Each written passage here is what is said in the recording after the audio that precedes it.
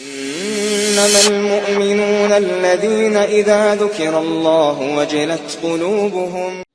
Bəzən insan elə xalis riya ilə əməlini edir. Elə ancaq əməlindən umduğu, gözlədiyi nədir? İnsanların onu tərif etməsi. Sadəcə və sadəcə insanların tərifini və yaxud da ki, dünyavi bir məqsədə çatmağı umur. Və bu, mömindən çıxması mümkün deyildir. Yəni, mümkün deyil ki, mömin bu cür niyyət eləsin. Və şək yoxdur ki, bu da insanın əməlini batil edir və bu kimsə Allahın qəzəbini qazanır. Və bəzən də Allah üçün niyyət edir və ona riya qarışır. Və ona riya qarışır. Əgər riya onun əslindən qarışarsa, elə ibadətə, namaza başladığından Allah üçün niyyət edər və riya da qarışarsa, onun əməlini batil edər.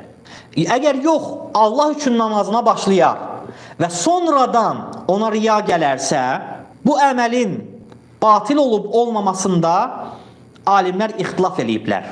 Alimlər ixtilaf eləyiblər.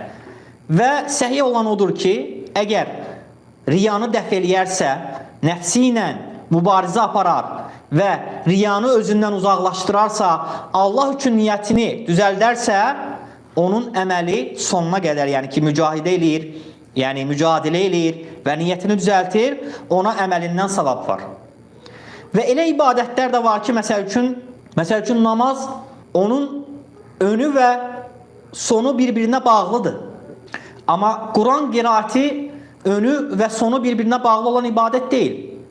Yəni, ola bilər ki, məsəl üçün bir kimsə Quran oxusun Allah üçün, oxuyur bir ayə, 2 ayə, 3 ayə, sonra kimsə gəlir onu görür, buna riya gəlir.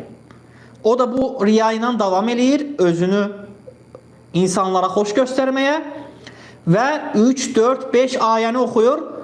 Artıq bu 3, 4, 5 ayə nə qədər ki riya ilə oxudu, oradan ona savab yoxdur. Amma sonra niyyətini düzəltir, yenidən Allah üçün oxuyursa, artıq yenə ona savab yazılmağa davam eləyir.